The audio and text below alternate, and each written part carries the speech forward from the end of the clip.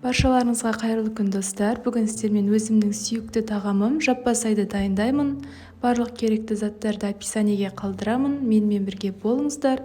Видеоны соңына дейін көріп, лайк басып кетіңіздер.